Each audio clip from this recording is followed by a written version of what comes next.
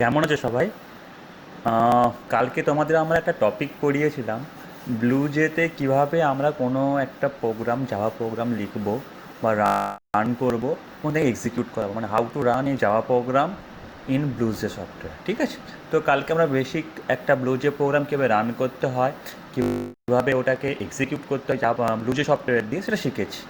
আজকে আমরা যেটা শিখবো সেটা হচ্ছে কিভাবে জাভাতে আমরা কন্ডিশন চেক করব।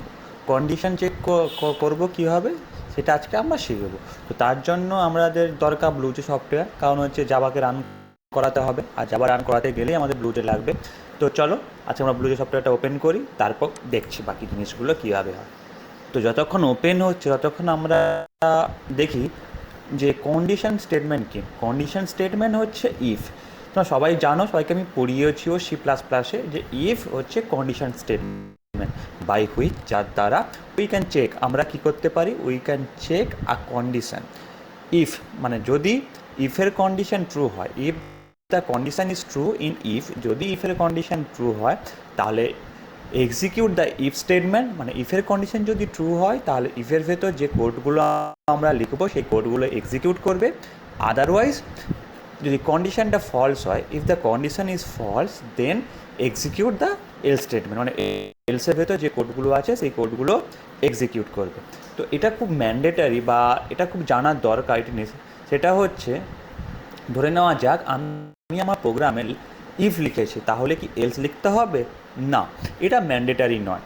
মানে ইফ উই রাইট ইফ, যদি আমরা ইফ রাইট করি মানে লিখি কোনো প্রোগ্রামে, not mandatory to write else, মানে এলস লেখা প্রয়োজন থাকতেও পারে, নাও থাকতে পারে। কিন্তু যদি আমরা কোনো প্রোগ্রামে এলস ইউজ করতে চাই তাহলে it is mandatory to write if. If we write else in our program then it is mandatory to write in else. ঠিক আছে? তো চলো আজকে আমরা কীভাবে ইফ ইউজ করব, কীভাবে ইউজে রান করব, এগুলো আগে শিখি। ঠিক আছে? চলো, কালকে বলেছিলাম, কালকে আমরা একটা প্রজেক্ট ডিফাইন করেছিলাম, যে আমরা লাস্ট যে ভিডিওটা বানিয়েছিলাম জাভার উপর, তাতে আমরা কীভাবে প্রজেক্ট তৈরি করতে হয়, কীভাবে ক্লাস বানাতে হয়, কীভাবে এক্সিকিউট করতে, সেগুলো শিখেছি, হাউ টু রান ইন ব্লুজে। তো আজকে একটা নতুন ক্লাস বানাই, সেই ক্লাসে আমরা ইফে প্রোগ্রাম করবো। তো নিউ ক্লাস দিলাম, ক্লাসের নাম কি দিব, ধরো দিলাম সেকেন্ড, SECOND, সেকেন্ড দিলাম। ওকে, দিয়ে ওকে ক্লিক করলাম। এবারে ধরা যাক সেকেন্ডের, কালকে বলেছি edit, right click, open editor দিলে কী হবে, আমার এডিটারটা খুলে যাবে। এখানে অনেক কিছু লেখা থাকবে, অত কিছু লেখা আমার লাগবে না। তো আমি এই লেখাটাকে সব ডিলিট করে দিলাম। ঠিক আছে? তো কালকে তোমাদের আরেকটা কথা বলেছিলাম, সেটা হচ্ছে কোনো প্রোগ্রাম লিখতে গেলে আমরা সবার প্রথমে কী দিয়ে শুরু হয়, ক্লাস দিয়ে, CLASS, তারপর ক্লাসের নাম আমি কী দিয়েছিলাম, SECOND, সেকেন্ড, হ্যাঁ কি না, দিয়ে third bracket open, second bracket open close. এদের ভেতরে লিখবো কি, লিখবো মেন ফাংশন। কালকে আমি বলেছি মেন ফাংশন ছাড়া কোনো প্রোগ্রাম এক্সিকিউট করে না, মানে without a main function a Java program does not execute. So we write main function. So at first we write public static void main. Okay, bash. उसके बाद string, STRING, string is capital ARGS. Okay, same. bash হয়ে গেল। চলো, আমরা যখন C++ পড়িয়েছিলাম তখন একটা জিনিস খেয়াল করেছো, সবাই আশা করি মনে আছে, ভেরিয়েবল কাকে বলে, মানে যেখানে আমরা কোনো ভ্যালু স্টোর রাখতে পারি, হয় we can store some value and which value can be change. তো এখানেও ভেরিয়েবল আছে। আমরা C++-এ কত ধরনের ভেরিয়েবল পড়েছিলাম, মোটামুটি 3 ধরনের। একটা ইন্টিজার ভ্যালু স্টোর রাখার জন্য int variable, character value store রাখার জন্য CHAR ভেরিয়েবল বা ক্যার ভেরিয়েবল, আর ডেসিমাল ভ্যালু স্টোর রাখার জন্য ফ্লোট ভেরিয়েবল। তো আমরা এখানেও সেরকম শিখবো 3টে ভ্যালু। তো আমরা এখানে দেখো ভালো করে, যদি কোনো ইন্টিজার নাম্বার স্টোর রাখতে হয় তাহলে এখানে সেম ইউজ করব INT। যদি আমরা কোনো ক্যারেক্টার ভ্যালু স্টোর রাখতে চাই তাহলে লিখব স্ট্রিং। ওকে, আর যদি ফ্লোট ভ্যালু স্টোর রাখতে চাই তাহলে করব ডাবল, DUBLE। হয়েছে? আমরা এই ক্যারও ইউজ করতে পারি, দেখবে CHAR, ক্যার। আমি ক্যার দিয়ে আমি ধর লিখলাম char variable name C Y equals to Y, তাহলে কি হলো এখানে ক্যারেক্টার দিয়ে যদি আমি কম্পাইল করি, দেখো কম্পাইল দেখো কি দেখাচ্ছি, class compile no syntax error, that mean আমি একটা ভেরিয়েবল ডিফাইন করলাম যার নাম হচ্ছে সিএইচ, যেটা কি টাইপের ক্যারেক্টার টাইপের ভেরিয়েবল, যেটা কি করে একটা ক্যারেক্টার ভ্যালু স্টোর রাখে। দেখো এখানে আমি কিন্তু যখন কোনো ক্যারেক্টার লিখবো তুমি ভালো করে খেয়াল করে দেখো আমি কিন্তু সিঙ্গেল কোডের মধ্যে লিখেছি। যদি ইন্টিজার নেই আইএনটি এন ইকুয়ালস টু লিখলাম 10, তো সেমিকোলন দিলাম, তাহলে কি N is an integer variable which can store A integer value, যেখানে আমি ভ্যালুটা কি দিয়েছি 10। ওকে, কিন্তু আবার একটা জিনিস তুমি খেয়াল করে দেখো এখানটায় CHAR দিয়ে আবার একটা ভেরিয়েবল নিলাম CH1, কারণ একটা প্রোগ্রামে ভেরিয়েবল নেম কখনো ডুপ্লিকেট হতে পারে না, আমি এখানে কখনো CH ইকুয়ালস টু ওয়াই দিতে পারি না। কারণটা হচ্ছে আমি এখানে একটা ভেরিয়েবল ডিফাইন করেছি CH, আবার সেম প্রোগ্রামে আর একটা ভেরিয়েবল ডিফাইন করেছি CH, তার কী লেখা দেখাচ্ছে দেখো variable is CH already define in method, মানে আমাদের এই প্রোগ্রামের মেথডের ভেতর CH আগে থেকে ডিফাইন করা আছে, তাই আমরা আর CH ডবল ইউজ করতে পারবো না। এটা তাহলে কি, তাহলে it is not possible to define a variable name duplicate in our program. তো আমি এখানে CH1 করতে হবে, দেখো হয়েছে। এবার খেয়াল করে দেখো কম্পাইল ক্লাস কম্পাইল কি বলছি, নো সিনট্যাক্স এরার, মানে আমার প্রোগ্রাম ঠিক আছে। কিন্তু আমি যদি এখানে দুটো ওয়াই দিয়ে দিই তাহলে তাহলে কি দেখো এরার দেখাবে, দেখো error found.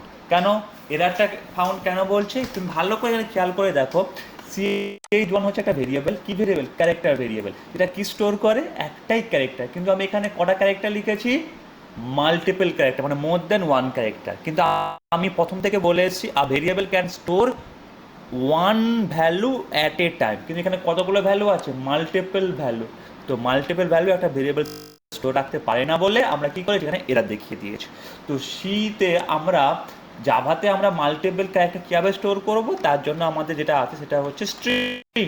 String S equals to একটা লিখেছিলাম সিঙ্গেল কোডের মধ্যে, আর এটাকে লিখবো আমরা ডাবল কোডের মধ্যে। যদি লিখি তাহলে দেখো কম্পাইল করো নো এরর দেখাচ্ছে, ঠিক আছে। তাহলে এখানে কি হলো, এস ইজ এ তখন ভেরিয়েবল নয়, এস তখন কি বলবে, S is a string type variable which can store a word. Okay, একটা ওয়ার্ড ও কী করতে পারে, স্টোর করতে পারে। বুঝতে পেরেছো তাহলে আমার সিতে কীভাবে ভেরিয়েবল ডিফাইন করতে হয়, বুঝেছো। চল আসা যাক এবারে আমাদের জাভাতে কিভাবে আমরা ইফ এলস স্টেটমেন্ট লিখবো সেটা করি। তো আমরা যে ছোট্ট একটা প্রোগ্রাম করছি, সে প্রোগ্রামটা হচ্ছে দুটো নাম্বারকে আমরা ইনপুট নেব এবং দুটো নাম্বারকে ইনপুট নিয়ে বলবো কোন নাম্বারটা বিগ আর কোন নাম্বারটা স্মল, তাতে বুঝে যাব যে ইফ আর এলস কীভাবে কাজ করে, হ্যাঁ কি না। তো দেখা যাক, তাহলে আমি দুটো ইন্টিজার নাম্বার নিচ্ছি, ধরে নেওয়া যাক INT, দুটো ভেরিয়েবল, একটা নিলাম n আর একটা নিলাম m।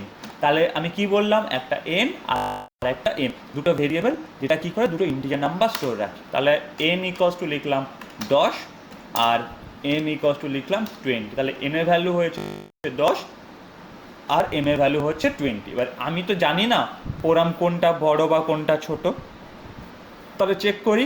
তাহলে কি লিখবো, ইফ যদি nটা গ্রেটার দেন m1, মানে কি nটা যদি m এর থেকে বড় হয়, এই যে গ্রেটার দেন সাইন, এই সাইনটাকে বলা হয় কি অপারেটর, এই সাইনটাকে বলা হয় কম্প্যারিজন অপারেটর, যেটা কি করছে, কম্পেয়ার করছে, ঠিক আছে, বা রিলেশনাল অপারেটর, রিলেশন দেখছে, কার মধ্যে রিলেশন দেখছে, n আর m এর মধ্যে। ওকে, তো যদি আমি এবার ধরে নেওয়া যাক nটা যদি বড় হয়, n কখন কন্ডিশনটা ট্রু হবে, যখন n এর ভ্যালু m এর থেকে বড় হবে, তখন nটার এই ইফ স্টেটমেন্টটা ট্রু হবে। তাহলে কি প্রথম নাম্বারটা বড় হবে, আমাদের ইনসেট কি ছিল, SYSTEM system dot out dot println, তাহলে কি লিখবো, first FIRST first number is big, তাই তো, কারণ প্রথম এনটা এখানে ট্রু হবে, আদারওয়াইজ কি হবে, এলস কি হবে, দেখো তার সেকেন্ড নাম্বারটা বড় হবে, SYST system dot out dot println SECOND second number is কি বিগ, হ্যাঁ কি না। দেখা যাক, কম্পাইল করি।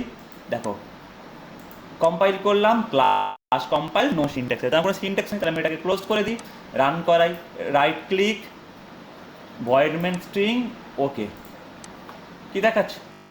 Second number is B. কেন দেখালো? কারণ একটাই কারণ দেখো, কারণ এমটা ছিল সব থেকে বড়, তাই সেকেন্ড নম্বরটা বিগ। আমি যদি এমটা এখানে 5 করে দিই, আবার কম্পাইল করালাম, দিয়ে আবার যদি রান করাই, দেখো কি আউটপুট আসে। এবার ফার্স্ট নাম্বারটা বড় হওয়া উচিত, দেখো ফার্স্ট নাম্বার ইজ বি। বুঝেছো কীভাবে ইফ আর এলস কাজ করে? হ্যাঁ, ঠিক আছে। তো সিম্পলভাবে ইফ। এবার তোমাকে শুরুতে আমি একটা কথা বলেছিলাম যে ইফ লিখলে যে এলস লিখতেই হবে এরকম কোনো ম্যান্ডেটারি নেই। তো দেখা যাক আমার কথাটা ঠিক না ভুল। আমি এলস লিখলাম না, আমি ইফ লিখলাম, কিন্তু এইখানটায় আমি আবার করলাম কি, এম থেকে যদি এন বড় হয়, হ্যাঁ কি না, আবার করলাম, আর এখানে আমি 50 করে দিলাম। তাহলে তুমি একটা জিনিস খেয়াল করে দেখো, এন আছে 10 আর এম আছে 50, এন 10, এম হচ্ছে 50। Now check that if N greater than M, মানে 10 কি 50 থেকে বড়? নিশ্চয়ই নয়, এই কন্ডিশনটা ফলস। এই কন্ডিশন যখন ফলস হয়ে গেল, তাহলে এর ভেতরে আর ঢুকবে না। তাহলে কোথায় আসবে? এই স্টেটমেন্টে এম মানে 50 greater than 10, condition is true, then execute this statement, মানে that will be print the second number is big, right? So now compile and execute. Okay, let's see, right, second number is big. So in our program we see that there is no mandatory to write else statement if we want to write the if statement. Now check, if statement is mandatory when we write the else. Suppose we write here else and also here else. Okay, now compile and then found that this is error. So the student only if can check the condition, but else cannot check the condition, right? Okay, now here write if. Okay, so that is why there is an error, because else does not check the condition. Only when else execute, when the else statement is false, when this statement is false, then execute the else statement, right? So clear? Yes or no? Clear. So then execute the program and output will be come. ওকে,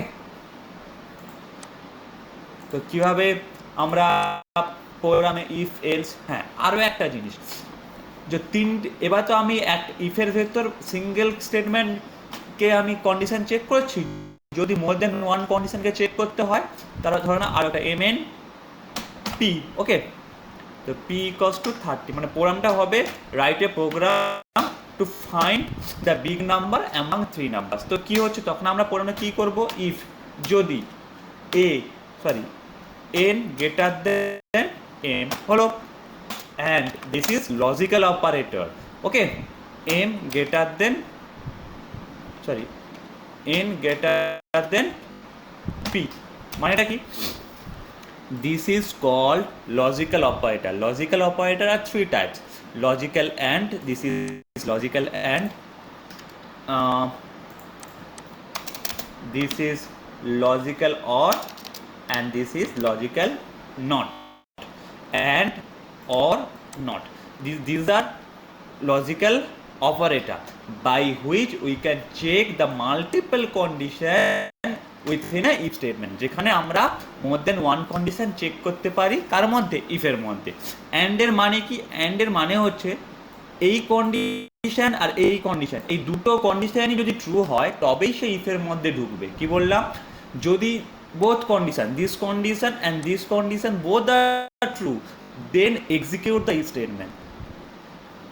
ধরে নেওয়া যাক এই স্টেটমেন্টে true but এটা false, তাহলে কিন্তু ইফের মধ্যে ঢুকবে না। আবার যদি এটা ট্রু হয়, এটা ফলস হয়, তাহলেও কিন্তু ইফের মধ্যে ঢুকবে না। দুটো স্টেটমেন্টকে আমাকে কি হতে হবে? ট্রু হতে হবে।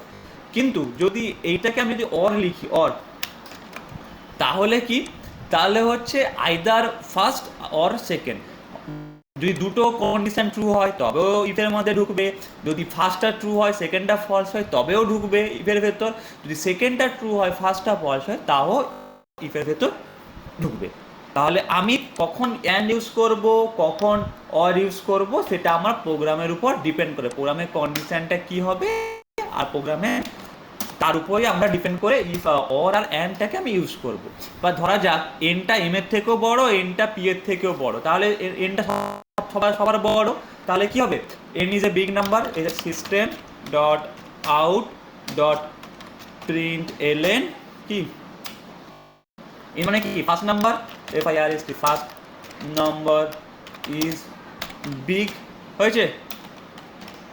এবারে সেকেন্ড কন্ডিশন দিই, আবার ইফ দিলাম, ইফ, এখানে ইফ না দিয়ে আমি যদি এলস দিই, এলস ইফ হয়, এলস ইফ যদি দিই তাহলে এটাও কন্ডিশন চেক করে। সেকেন্ড নাম্বার কি আছে, এমটা এন এর থেকেও বড় হতে হবে অ্যান্ড এমটাও পি থেকে বড় হতে হবে, দেন কি হবে, যদি এনটা এর থেকেও বড় হয়, এন এর থেকেও বড়, পি থেকেও বড়, তাহলে কি হবে, এমটা বড় নাম্বার হবে, SYS system dot out dot PRINTLN print ln, second number is big, SECOND second number is big, বুঝলে। হ্যাঁ দেখো, আমি ধরে নিলাম এই ইফের কোনো কন্ডিশন ট্রু নয়, এই এলসেও কোনো কন্ডিশন ট্রু নয়, তাহলে যদি তাহলে এনও বড় নয় এমও বড়, তাহলে আর কে পড়ে থাকছে, রেস্ট পি, তাহলে পিটাই বড় নাম্বার, এলস তাছাড়া এই দুটো কন্ডিশনই ফলস হয়ে যায়, তাহলে কি হবে, system dot out dot print LN কি লিখবো, third number is big, third number is big. Okay চলো কম্পাইল করি, কোনো এরর আছে কি না, কি কম্পাইল, নো সিনট্যাক্স এরর।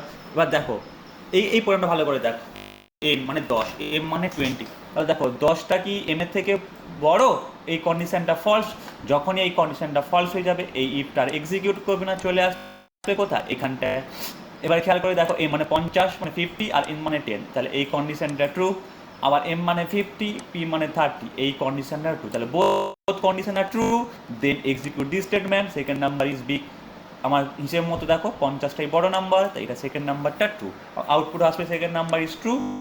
দেখা যাক আউটপুট আসছে কি না, সরি কোথায় আউটপুট আসবে, এখানটা right click void main ask, দেখো আউটপুট দেখো লাস্ট স্টেটমেন্টটা, সেকেন্ড নাম্বার ইজ বিগ, বুঝতে পেরেছো।